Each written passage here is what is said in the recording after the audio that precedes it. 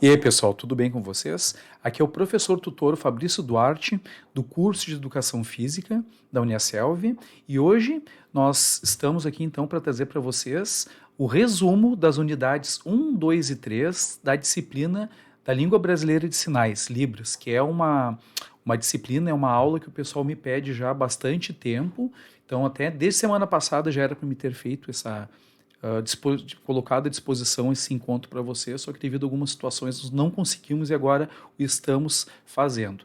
Também a gente quer reforçar o convite e convidá-los para que vocês se inscrevam no canal e caso o conteúdo aqui faça algum sentido para você, considere em dar uma olhadinha nas nossas playlists, para que você possa dar uma olhada na nossa produção de material, então especialmente você que é da educação física, nós temos muitos conteúdos bons, pertinentes e relevantes sobre, especialmente a área do treinamento, sobre profissão e sobre opinião, tá, pessoal? Então, fica o convite para que vocês conheçam, então, o nosso trabalho no canal e que venham se inscrever, ok? Então, dando seguimento, iniciamos, então, o nosso encontro sobre a disciplina da língua brasileira de Libras, né, de sinais, Libras. Então, né, gente, uma coisa que eu sempre comento com todo mundo antes de iniciarmos o encontro, a aula. De forma alguma, este resumo, ele tem como objetivo substituir a leitura do material integral da disciplina. Então, isso aqui é um apoio, é um reforço, é algo que vem para ajudar e a somar. É um resumo, não queremos de forma alguma substituir a leitura do material integral, até porque não somos nós, tutores aqui, que fazemos as provas, então a gente nem tem como saber o que vai ser cobrado nas avaliações, tá, pessoal? Então, é apenas um resumo, apenas uma ajuda para vocês, ok? Então, dando seguimento. Então, os resumos. Nós vamos falar sobre a unidade 1, um pouquinho sobre surdez, Libras e língua portuguesa, suas definições e características principais. Na unidade 2, nós vamos conversar também sobre os aspectos linguísticos e estruturais da Libras. E na unidade 3, nós vamos também conversar sobre as políticas e propostas inclusivas, educacionais e trabalhistas que envolvem a Libras, dentro do nossa linha de aprendizagem de conhecimento, tá, pessoal? Então, antes de iniciarmos este nosso bate-papo, eu acho importante trazer algumas questões aqui para vocês.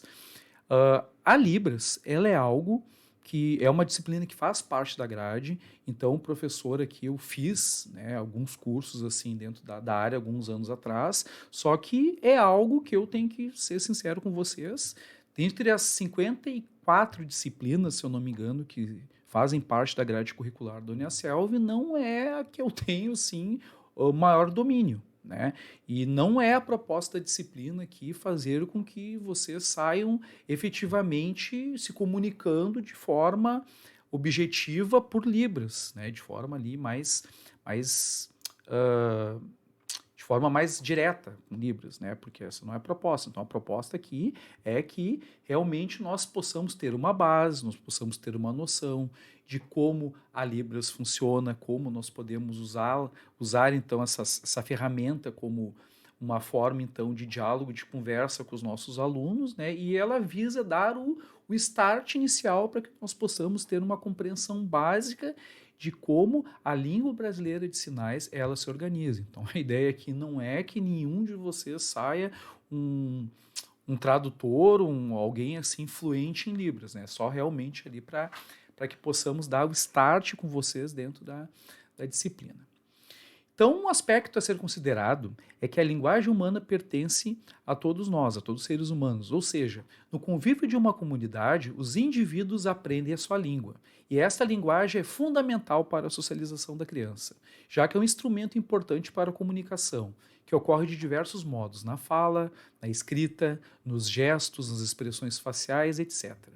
Portanto, para que o indivíduo surdo, a língua de sinais é uma linguagem primordial para o seu convívio em sociedade. No caso dos brasileiros, né, essa língua de sinais foi consolidada na Libras, Língua Brasileira de Sinais. Então imaginem nós, né, que somos pessoas que não somos não fazemos parte da comunidade surda, da comunidade que infelizmente não consegue se expressar através da linguagem normal, formal, caso nós fôssemos impedidos de nos comunicar porque simplesmente as pessoas não entendessem a nossa comunicação falada. Então, muitas vezes, essa situação acaba acontecendo com as pessoas que fazem parte da comunidade surda, porque apesar de toda a inclusão que ainda nós temos ainda hoje acontecendo na sociedade, ainda é uma verdade, né? Temos que ter esse discernimento que a grande maioria das pessoas ainda desconhece,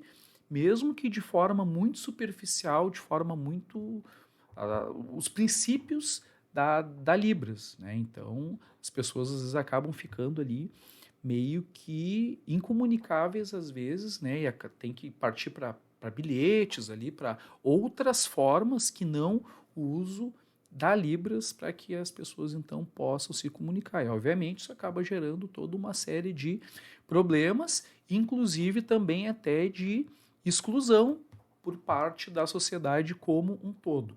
Então é importante que nesse primeiro momento também nós façamos um breve apanhado do que viria a ser a surdez, porque um dos grandes fatores que acabam gerando e promoveu a necessidade da criação das Libras é a situação da comunidade não, não ouvinte, né, que eles então realmente acabam tendo esta falha, tendo essa necessidade especial quanto da comunicação através de sons. Então é importante que a gente tenha essa definição do que viria a ser a surdez. Então, a deficiência auditiva e surdez nada mais é do que a perda parcial ou total da audição, que pode ser causada por uma formação congênita, ou seja, desde o nascimento da criança, ou também adquirida ao longo da vida, provocada por alguma lesão na orelha ou no ouvido, que atinge as estruturas que compõem o aparelho auditivo. Então, muitas vezes nós temos a percepção de que a pessoa surda, ela é totalmente surda, ela não tem nenhuma forma, não tem nenhum nível de aproveitamento auditivo ali nos seus canais auditivos, na sua orelha ali, na sua forma de interpretação com o mundo, então, através da audição. E a surdez, ela pode ser mais suave, ela pode ser mais branda, ela pode ser média e ela pode vir a ser total. Então, cada pessoa portadora desse tipo de necessidade especial, desse tipo de deficiência, ela vai ter uma escala, vai ter uma proporção. Então, é necessário que seja feita avaliação. Mas a pessoa também que tem uma perda parcial, ela também pode ser considerada como alguém surdo, certo? Então, aqui nós temos uma breve estrutura também do ouvido humano, com as 3 grandes divisões da estrutura auditiva. Então, primeiro nós temos aqui a parte do ouvido externo, composto aqui pela orelha. Mais internamente, então, no fim do canal auditivo, nós temos o nosso ouvido médio, onde nós temos ali pequenas estruturas muito sensíveis, como o tímpano ali e tal, no final da orelha, e de forma mais profunda, lá dentro da nossa cabeça, mesmo dentro do nosso crânio, nós temos então a parte do ouvido interno, aonde basicamente toda a captação, todos os estímulos mecânicos, eles vão acabar vir se tornando estímulos, impulsos elétricos que vão ser depois tardiamente transformados em entendidos e convertidos pelo nosso sistema nervoso central, né, em informações que o nosso cérebro ele possa então ler e entender. Então a gente faz esta mudança, essa conversão de estímulos físicos, né, de vibrações sonoras dentro do nosso ouvido médio e dentro do nosso ouvido interno, para que então o nosso cérebro ele possa transformar isso em sinais elétricos e o nosso cérebro possa fazer então a leitura e o processamento dessas informações. E obviamente, quando a pessoa ela possui algum tipo de limitação, esse processo torna-se comprometido, gerando o que nós entendemos como surdez. E quanto às causas da surdez? Então nós podemos ter assim 2 formas principais de que a surdez ela possa vir a se manifestar. Então, basicamente, através das congênitas ou das adquiridas. As causas congênitas são aquelas que elas vêm ali na situação da formação da criança, na formação do feto. Então, a criança ela já nasce com esta ou limitação auditiva ou então com esta falta de audição. Então, ela já nasce, né? Então, a congênita seria isso. E as adquiridas é algo, sim, que já não é tão comum, mas, de certa forma, assim, com uma relativa frequência, acabam acontecendo, sim, com as pessoas. Então, as principais causas das deficiências congênitas são hereditariedade, então às vezes a pessoa tem algum caso na família que acaba se manifestando algumas gerações depois, viroses maternas como rubéola e sarampo podem deixar a pessoa com algum tipo de sequela auditiva, doenças tóxicas da gestante, como por exemplo sífilis, citomegalovírus, acho que é isso. Toxoplasmose, né? Então cuidado, pessoal aí que tem gatos, não quero ser crucificado pela comunidade amante dos animais, né? Mas a toxoplasmose, sim, ela está presente nos animais domésticos e ela é algo que pode vir a causar algum tipo de comprometimento auditivo por parte do feto, caso a mãe tenha a apresentar esta doença aí durante a sua gestação, tá? Ingestão de medicamentos ototóxicos, né, que acabam lesando o nervo auditivo, então algumas medicações temos que ter algum certo cuidado durante a gravidez também. E a deficiência auditiva ela pode ser adquirida quando existe uma predisposição genética, quando ocorre também meningite, né, inflamação das meninges no cérebro, a ingestão de algum tipo de remédio ototóxico e exposição a sons impactantes, né, explosões ou viroses, por exemplo. Então, essa parte de agressão aos tímpanos, ao ouvido interno ali tudo mais, é algo que pode também vir a se tornar um fator relevante para que a criança possa vir a ter algum problema auditivo. Então, lá no material de vocês também, tá, pessoal? Tomem nota disso.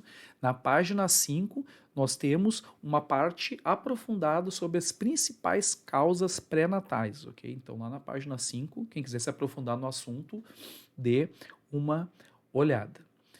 Então, como a gente pode observar, existem várias causas que podem originar a deficiência auditiva, mas ainda existem muitas coisas a serem descobertas dentro dessa área, né? E a ciência ela continua pesquisando.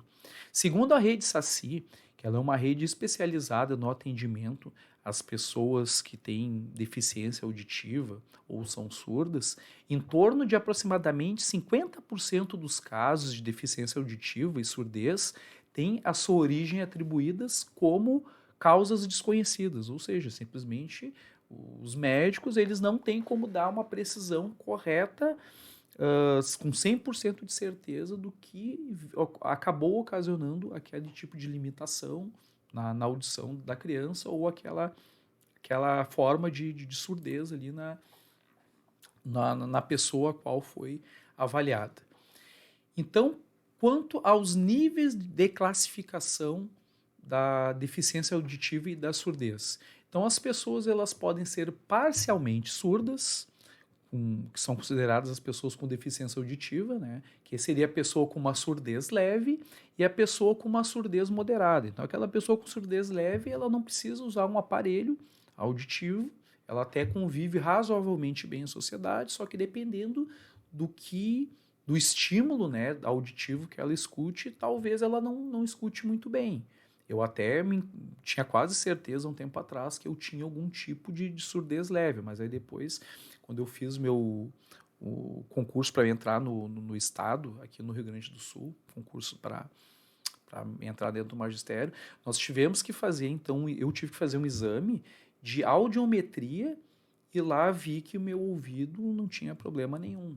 Não tinha nenhum problema, pelo menos na época ali, quanto a essa situação de classificação leve. E eu tinha certeza que eu tinha, porque eu tinha uma percepção que com o passar do tempo, a minha audição ela estava diminuindo um pouco, ok? Então, pessoas com surdez leve e pessoas com uma surdez moderada. Então, algum volume ali, algum barulho talvez um pouco mais baixo, a pessoa já tem dificuldade. Então, aquela pessoa que alguém vai comentar alguma coisa, vai conversar, ela ela diz assim, opa, como é que é? Tu pode repetir? Ah, eu não escutei. Então, há pessoas que às vezes pedem para que se repitam muitas vezes uma palavra, uma informação, algum tipo de som, provavelmente são pessoas que podem vir a ter algum tipo de surdez moderada. Mas nem sempre também a pessoa que tem surdez moderada, ela precisa, por exemplo, de um aparelho auditivo. Então, às vezes, algumas pequenas modificações ali através das pessoas que convivem com ela, então falar com mais calma, tentar falar mais perto, usar um tom de voz um pouquinho mais alto, às vezes já é suficiente para que a pessoa ela já se sinta incluída e não tenha tantas dificuldades auditivas.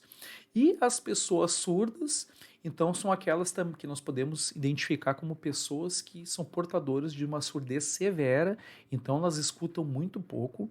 Então, normalmente, esse tipo de pessoa, ela acaba tendo a necessidade de usar o aparelhinho auditivo ali para conseguir escutar melhor, né? Para ter a sua visão, a sua audição de uma forma ampliada. E temos também pessoas com uma surdez profunda. A essa pessoa praticamente não escuta e às vezes, né, até na maioria das vezes, nem o próprio aparelho ele é capaz, ele é suficiente de dar alguma melhoria ali para a pessoa, né? Então realmente essa pessoa ela tem a, os canais ali auditivos realmente comprometidos e não temos muito o que fazer nesse sentido. Então, para destacar essa questão da surdez, qual seria a terminologia adequada para se referir à pessoa que tem uma deficiência auditiva? Então, isso aqui é algo importante, ainda mais nos tempos do politicamente correto que nós vivemos hoje.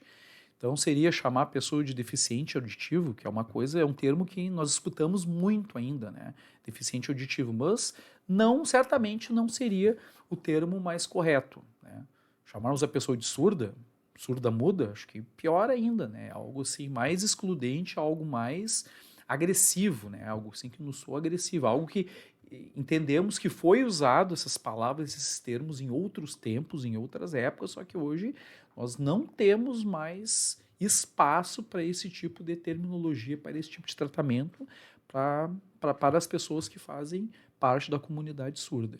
Então, para essa pergunta, é importante destacar que historicamente já foram utilizadas muitas terminologias, mas que com o avanço da tecnologia e do entendimento do conhecimento humano, além de algumas mudanças sociais, né, até acho que podemos definir aqui que especialmente pelas mudanças sociais, então nós vivemos novos tempos de inclusão, de politicamente correto, as terminologias foram se alterando ao longo da história.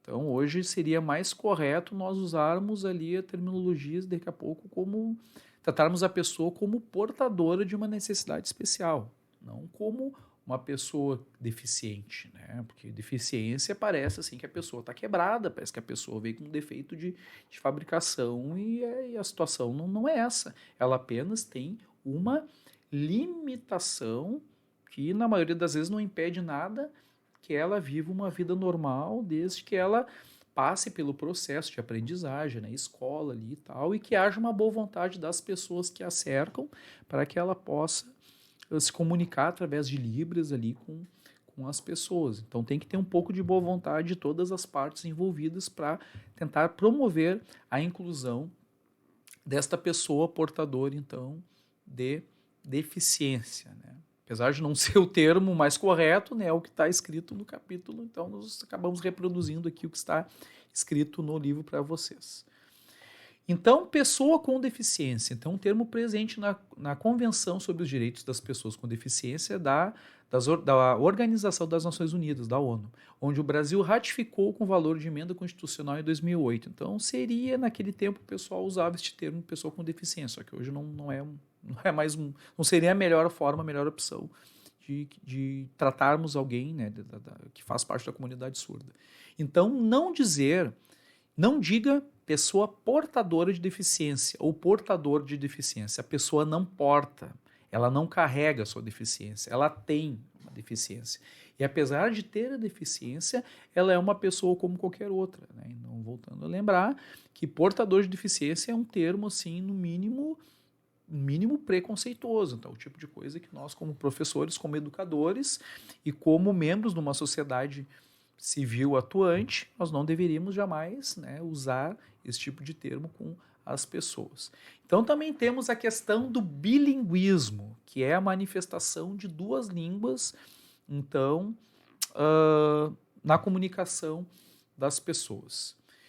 Então, todos nós, né, a partir do entendimento que a língua materna é uma língua adquirida pelos indivíduos em seu contexto familiar, então cada um de nós vai ter a sua língua materna. Então, a criança que nasceu numa aldeia indígena, ela vai ter a sua língua indígena ali no tupi, eu não sei agora, não me vem agora, me deu um branco na cabeça, não me vem aqui nenhuma língua, acho que caiangue, Caiã, eu acho que tem uma das línguas indígenas, se eu não me engano, se não me falha a memória, é alguma coisa nessa linha. Até coloco nos comentários aí, caso vocês lembrem algumas línguas indígenas aí para nos dar uma força, que agora de cabeça realmente me deu um branco. Mas é aquela língua a qual nosso seio familiar acaba nos fornecendo as primeiras formas de comunicação e de interação social. Então, obviamente, depois a pessoa, ela saindo daquele seio familiar, caso exista uma outra forma de linguagem, a criança, pelo menos, deveria se apossar desta linguagem para que ela possa vir a ter uma comunicação mais efetiva e mais objetiva, né? Porque se a criança ela se comunica, né? No caso da criança que nós estávamos levantando a hipótese de ter uma língua, de ter sido criado numa língua indígena. A partir do momento que ela vai conviver com pessoas fora daquele eixo indígena, ela não vai se entender com ninguém. Então é necessário que ela tenha uma segunda língua a fim de conseguir se comunicar com outras pessoas que não saibam a sua língua mãe, a sua língua matriz. E da mesma forma, este entendimento ele deveria acontecer também com as pessoas que fazem parte da comunidade surda, da comunidade dos não ouvintes. Então, normalmente a língua pátria, a língua mãe, ali a primeira língua que a criança tem, ou pelo menos deveria ter, seria a própria Libras, através de sinais, se comunicando com a sua família, mas isto não isenta a necessidade da criança vir a ter a segunda língua dela, com o nosso português, a nossa língua formal, porque vai ter situações que ela vai precisar se comunicar com as outras pessoas sem usar as libras, até porque na maioria das situações certamente ela não vai conseguir usar as libras para que ela possa se comunicar com as outras pessoas, né?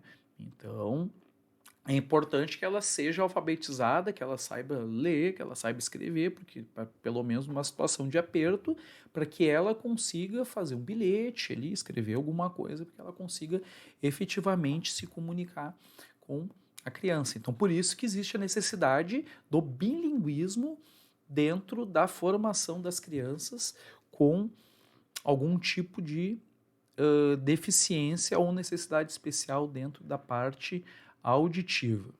Então, quando uma criança ouvinte chega à escola falando sua língua materna, pois ela sempre teve contato com essa língua em casa, em todos os ambientes, né? A escola vai se utilizar dessa língua para ensinar e transmitir o conhecimento que ela tem a apresentar, então, para a criança. Então, Libras como primeira língua.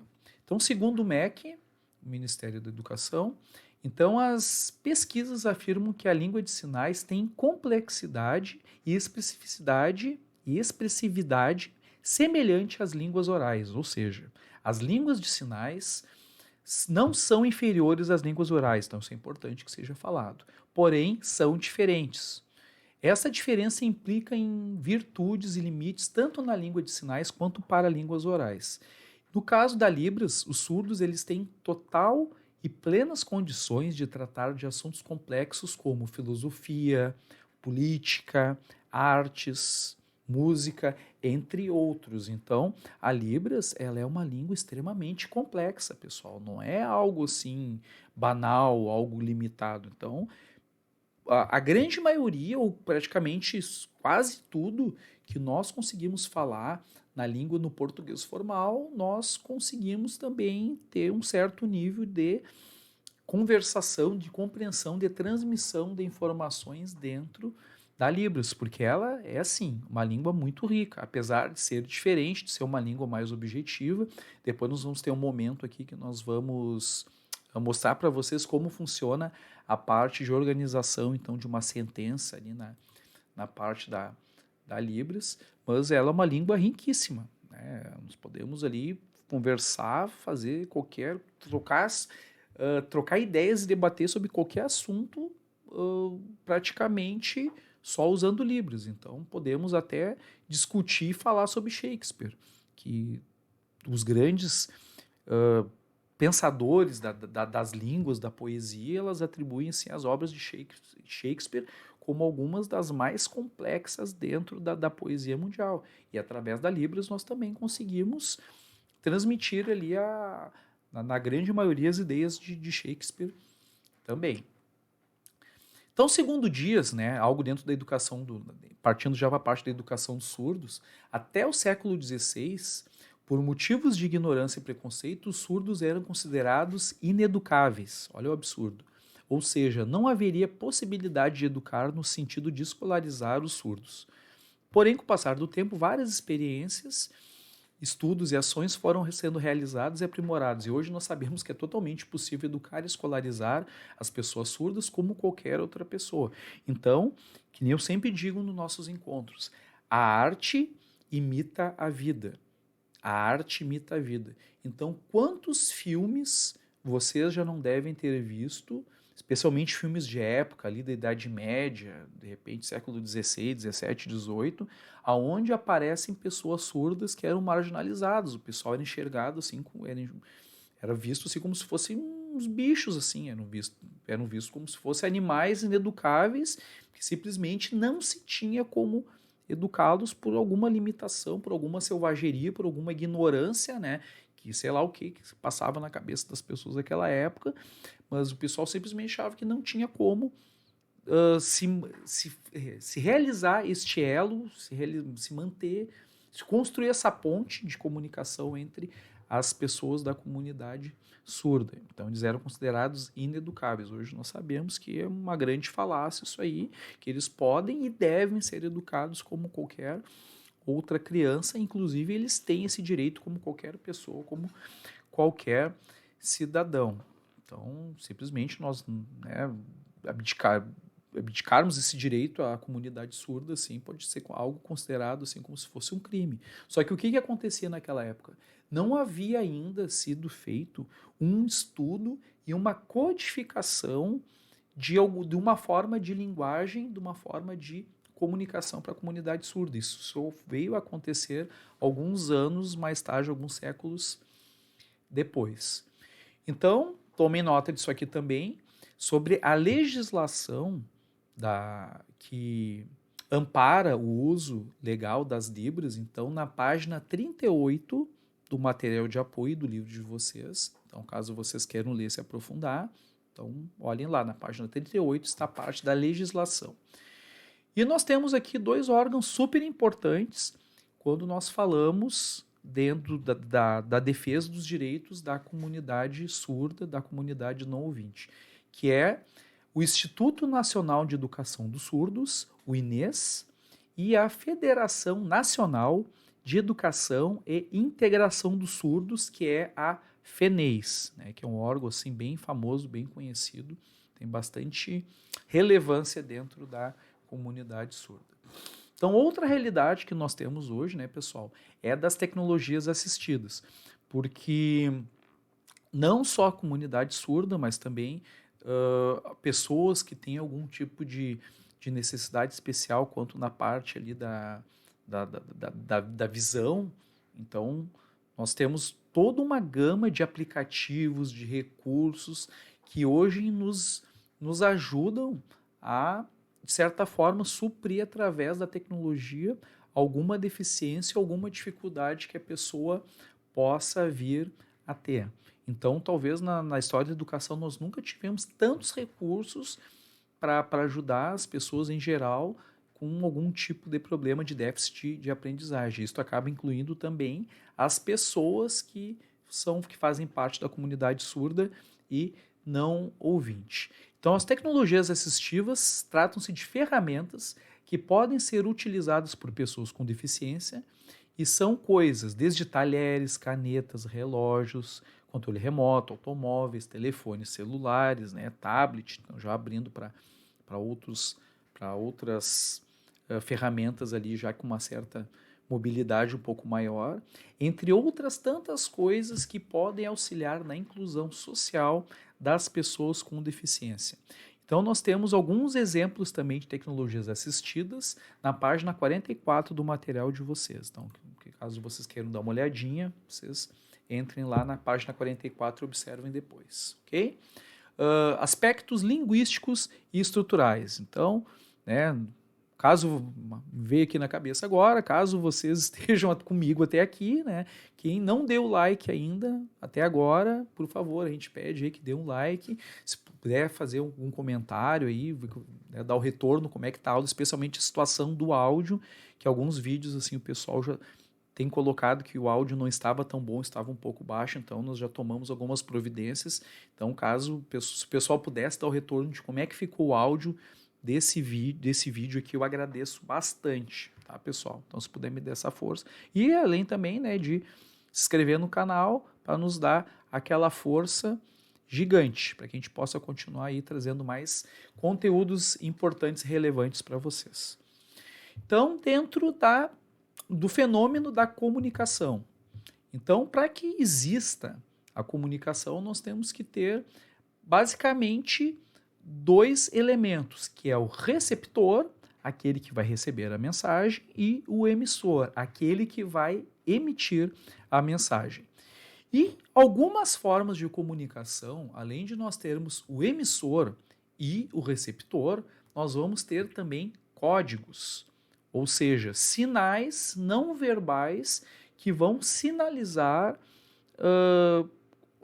elementos comunicativos, vão sinalizar ali, enfim, uma série de situações e de questões interpretativas que o receptor ele tem que estar apto ali para observar.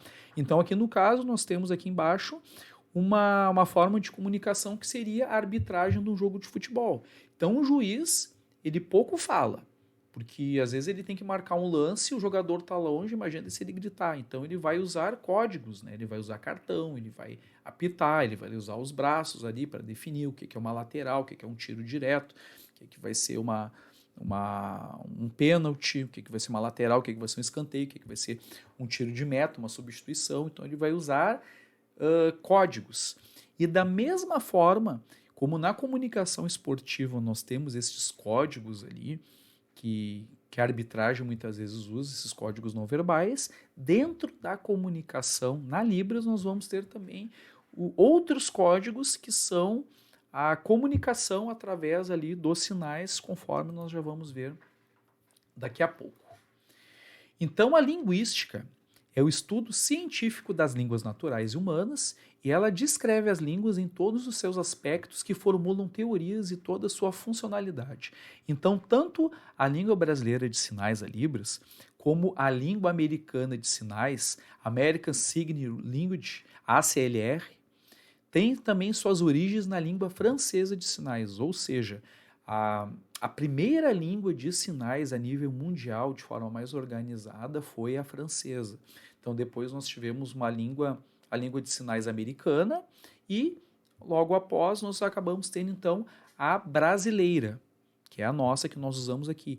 Então, a Libras não é a única língua de sinais do mundo, ela é a nossa, voltada à população brasileira, a nossa regionalidade, a nossa necessidade, a nossa regionalidade aqui do Brasil. Tá? Então, eu não sei se vai dar para observar talvez de uma forma assim tão boa, porque essa imagem, se eu não me engano, eu retirei do livro. E não está com uma definição, essa imagem não estava com uma definição muito boa. Mas dê uma olhadinha depois no livro de vocês, do material.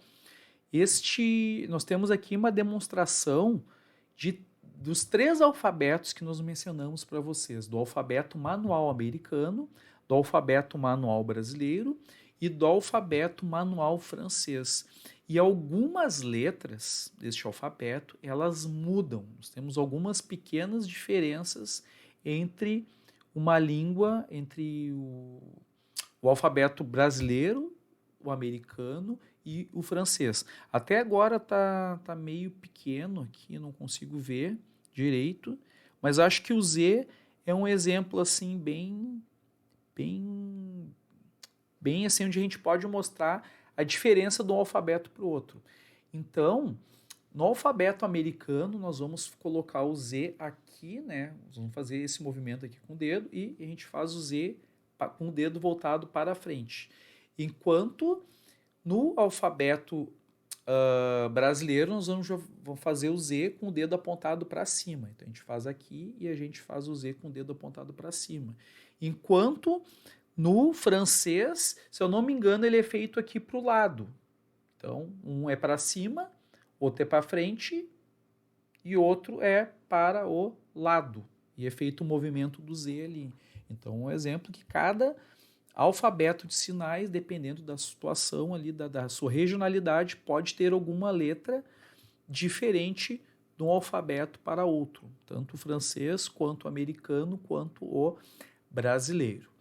Outra forma também de comunicação que visa, que foi projetada ali para atender a comunidade surda, é o Signe Writing, que, então, segundo o Capivila, que é um pesquisador das línguas de sinais, ele afirma que o Signe Writing é um sistema de escrita visual construído a partir de línguas de sinais, da mesma forma que os sistemas alfabéticos foram construídos a partir das línguas orais, porque nós vamos ter as letras aqui, nós vamos falar aqui o A, o B ali e tal, na parte de sinais, mas como nós vamos escrever isso especificamente para a comunidade surda?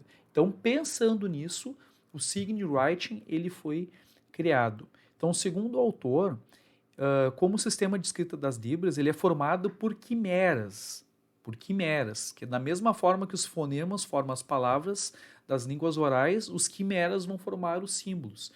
Então, são como se fossem assim, né, de certa forma, você... que é um exemplo que me vem na cabeça aqui, não seria bem isso, mas seria como se fosse os hieróglifos ali, mais ou menos, algo nessa linha. Então, são símbolos, são desenhos que vão representar aqui efetivamente as letras de sinais ali. Então, vamos mostrar aqui para vocês. Então, aqui nós temos o Signe Writing, então seria desenhos mesmo, símbolos que representam, então, os sinais aqui. Então, por exemplo, se nós formos ver o A dá para ver direitinho que foi tentado fazer uma mão estilizada. Deixa eu ver se consigo mostrar para vocês aqui. Então, a primeira letrinha ali, olha que tem o dedo, acho que aqui tá. Cuidar para encaixar aqui, para não sair fora de foco a letra. Meu Deus, a câmera inverte. Eu boto a mão para cá, ela vai para outro lado, mas tudo bem, a gente vai se achando aqui. Então, o A, vocês podem ver que o A nada mais é o símbolozinho do que uma mão fechada, um quadradinho com uma mão fechada e um dedo, como se fosse mais ou menos o A do alfabeto. Então, o C, né? O C, ele nada mais é do que uma mão em concha, mais ou menos ali fechando também o símbolo. Então, é um desenho ali, uma forma cartunesca, uma forma bem rudimentar, que visa representar de forma básica os sinais ali, pelo menos as letras principais ali, através desse esquema, então, gráfico aqui, né? Deixa eu ver se tem mais algum simplesinho. Então, temos aqui para mostrar para vocês o L, né? Que ficou famoso aí depois das últimas eleições, o L. Então, observe ali que também o L no Signe Writing, ele dá para ver bem certinho que é uma mãozinha e os dois dedinhos ali fazendo um Lzinho também. E assim, da mesma forma, a parte dos números ali, né? O 1, né? Só que é uma caixinha vazada. 1, 2, 3, né? 4, etc, etc. Então, importante que a gente saiba. Temos também, na Libras, a parte dos parâmetros em Libras. Então, nós temos a parte da configuração de mãos, que nós temos 3 parâmetros em Libras básicos, né?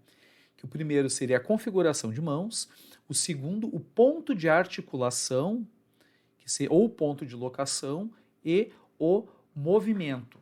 Então, a configuração de mãos, os sinais que efetivamente nós vamos ali mostrar para você, que nós vamos ali tentar mostrar e fazer para nos comunicarmos então com as pessoas da comunidade surda. Ponto de articulação, que seria aqui a parte onde nós vamos mais ou menos manter o foco da pessoa enquanto nós estamos nos comunicando, e a parte do movimento. Então nós precisamos ter essas três coisas trabalhando em conjunto, em sinergia, para que nós possamos ter uma efetiva e correta comunicação com os nossos interlocutores. E temos parâmetros secundários em Libras também, né, que é a parte da orientação da direção, se a gente está fazendo os sinais, os símbolos de para cima, para baixo, para esquerda ou para direita, né, e a expressão não manual ou corporal facial. Então, uma coisa que é muito usada dentro da comunicação em Libras é as expressões exageradas. Então, se a pessoa ela vai dizer um não, ela vai dizer um não e vai fechar o rosto. Ela faz um gesto de negação, sim, bem forçado. Se ela vai fazer uma surpresa, né? Então, ela faz assim uma expressão bem, oh meu Deus, sabe? É algo que é natural. Para quê? Para colocar os sentimentos, porque como nós temos um ponto de interrogação, um ponto de exclamação ali para dar essa parte de sentimentos, de intencionalidade da fala, eles acabam usando essa parte da expressão do rosto ali para transmitir os sentimentos que eles querem transmitir. Então, outra coisa também importante, que aqui na figura 33, ali, que se encontra na página 99 do material de vocês, é a situação da acuidade visual. Então, nós temos que ter o cuidado, sempre quando nós vamos fazer o sinal, a gente não pode estar fazendo os sinais na linha do peito, a gente não pode estar fazendo lá no nosso umbigo, aqui embaixo. Nós temos que tentar manter os sinais aqui neste pequeno campo visual aqui desse círculo do desenho. Então aqui mais ou menos algo mais ou menos como aqui nesse círculozinho. Então nós temos que tentar manter os nossos sinais que nós vamos fazer nessa partezinha aqui. Para quê? Porque a pessoa ela consiga ver os sinais que estão sendo realizados, né? O receptor da comunicação, e ao mesmo tempo também que a pessoa consegue ver as expressões faciais de espanto, de seriedade, talvez de, sei lá, o que nós vamos querer, o que a pessoa vai querer tentar comunicar através da sua parte de expressão facial e corporal. Então é importante que nós tenhamos esta acuidade visual. E muito importante, gente. A gente nunca se comunica com uma pessoa que, através de Libras, de lado ou de costas, né? É uma grosseria tremenda, além de nós praticamente impedirmos que a pessoa tenha o entendimento do que nós estamos ali falando e interpretando. Então aqui também nós temos um exemplo, né, do alfabeto ali, das principais letras, então do A até o Z.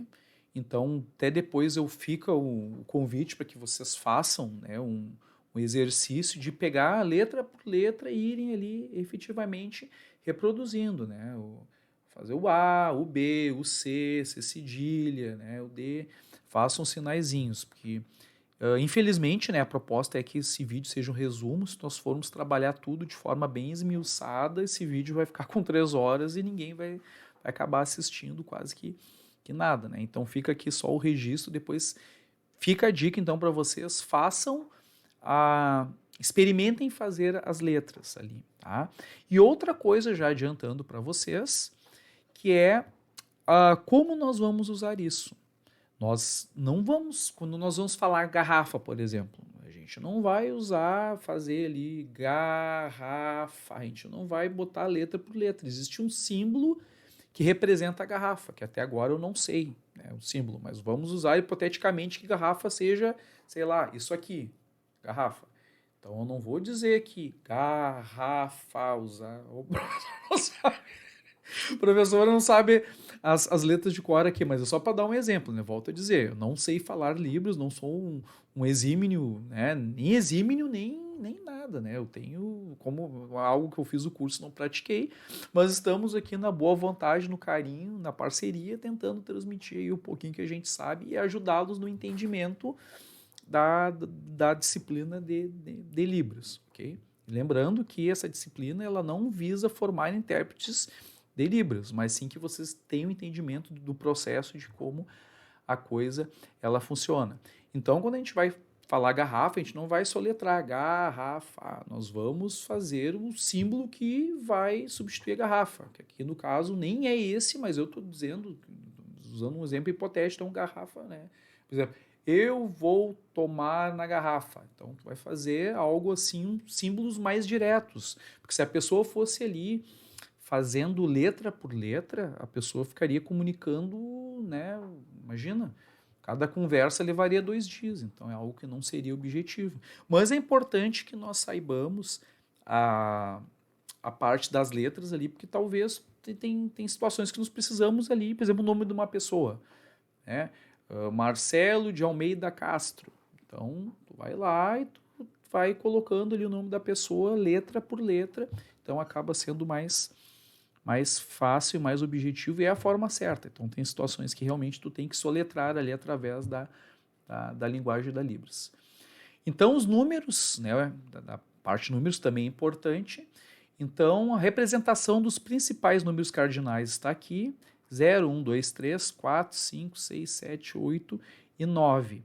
E lá no livro, no material base de vocês, então, na página 116, nós temos então a representação dos principais números cardinais. Lembrando, né, gente, que isso aqui é só um resumo, então já está ficando bem extenso o vídeo.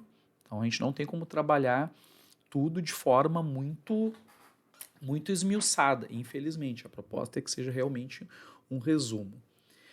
Então, quanto à estrutura sintática das Libras, desculpa. Então, a estrutura sintática das Libras, ela obedece regras próprias que refletem diretamente da forma que a pessoa surda processa suas ideias e com base na sua percepção. Então, nós temos algumas diferenças básicas, assim, bem gritantes entre o que seria uma frase em português e o que seria uma frase em Libras. Então, por exemplo, a frase em português. Eu vou à sua casa hoje à noite. Então, em Libras, já seria algo mais direto, mais objetivo. A mesma frase.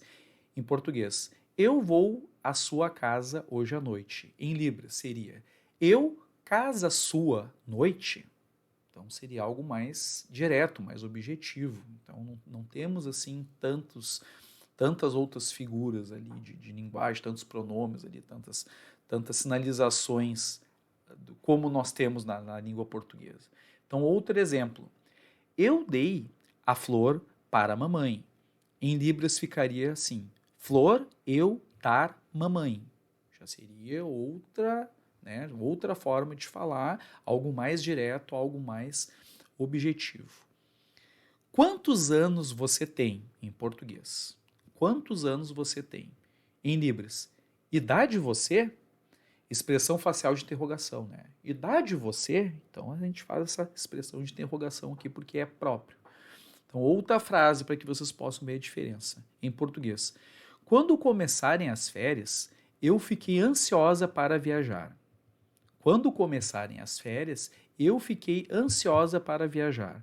Em Libras, passado começar férias, eu vontade depressa viajar. Então parece que é um índio, né, falando, se comunicando, mas é porque realmente é outra forma de racionalizar, de pensar, de expressar o que se quer de comunicar. Então uma língua assim bem mais direta, bem mais objetiva dentro da Libras. Então nós temos algumas diferenças assim bem gritantes, tá? Então aqui, opa, passei aqui direto. Então agora, unidade 3, partindo já para o final, a parte das políticas e propostas inclusivas, educacionais e trabalhistas.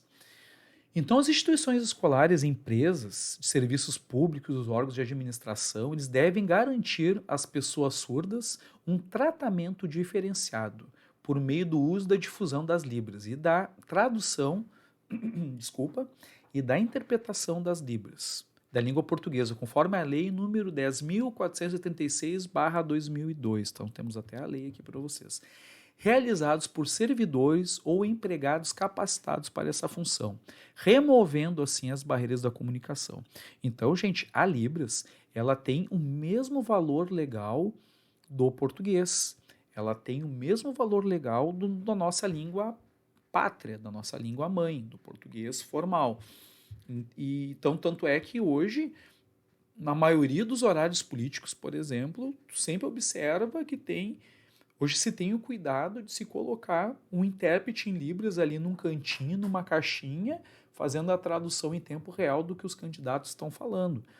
Então, também quando nós temos alguma declaração oficial do presidente, do governador, então, normalmente também aparece um intérprete ali para que realmente a mensagem ela possa ser entendida e captada por parte de todos aqueles que fazem parte da comunidade surda. Então é lei, gente, isso aí tem força de lei.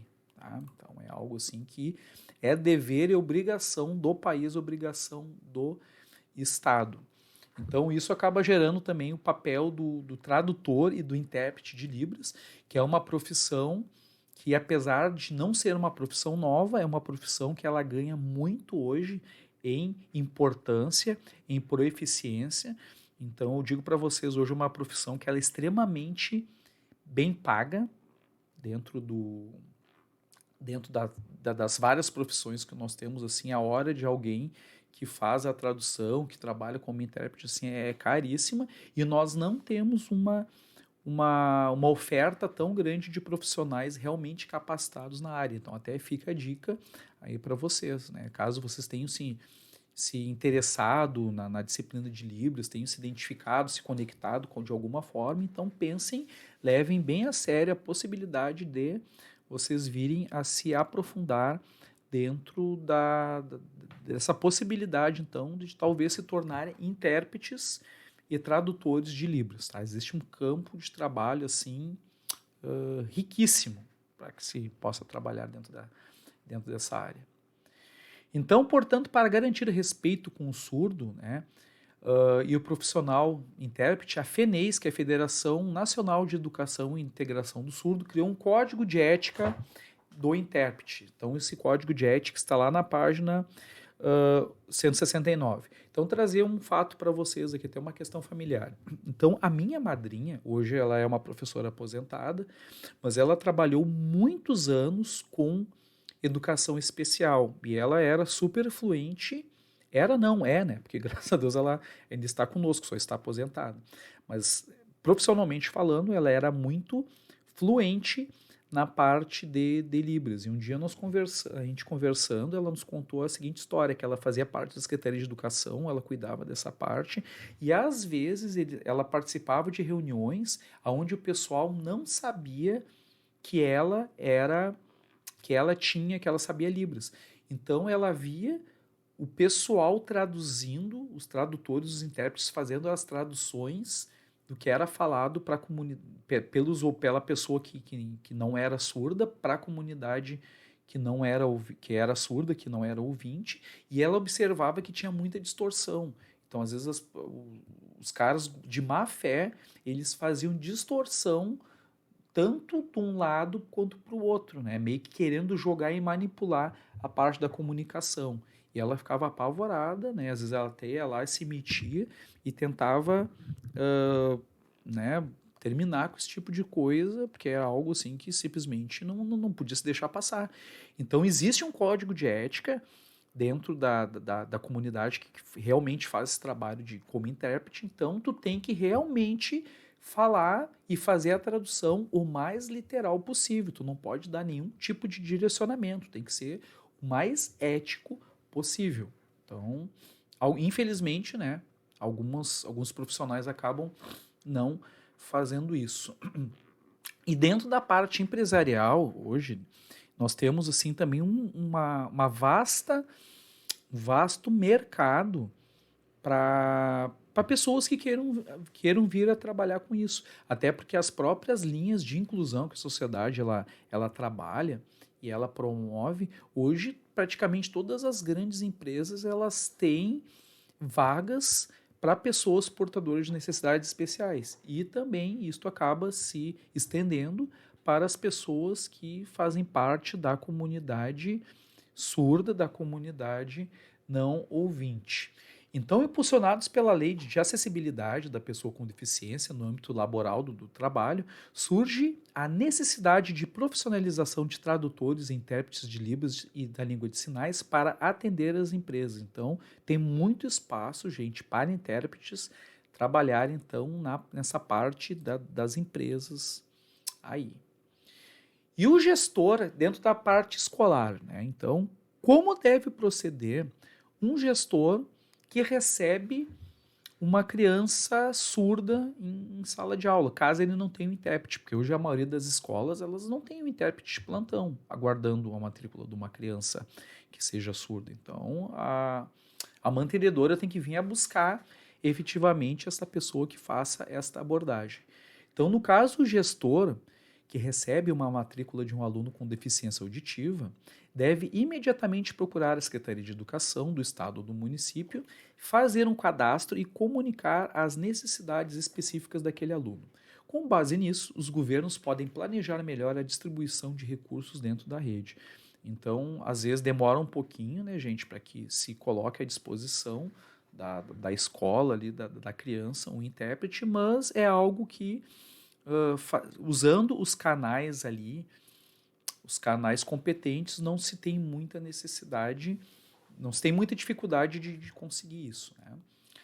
E a situação da inclusão do surdo no mercado de trabalho, né, é um completivo que nós estávamos falando antes. Então, graças a Deus, nós vivemos novos tempos, então nós vivemos tempos de acessibilidade, então até nós temos concursos públicos que têm cotas, que têm uma destinação das vagas para as pessoas com deficiência, para que elas possam efetivamente trabalhar, serem concursadas e trabalhar com dignidade. E dentro das empresas, isto é algo que aumenta a cada dia. Então, cada vez mais vocês vão ver, vocês vão encontrar situações dentro do mercado de trabalho, onde vocês vão ter que lidar com pessoas que são, né, talvez até colegas de vocês ali que venham a ter algum tipo de necessidade especial ou que possam vir a ser parte da comunidade não ouvinte, da comunidade surda. Então, as grandes empresas já estão fazendo parte disso aí, né?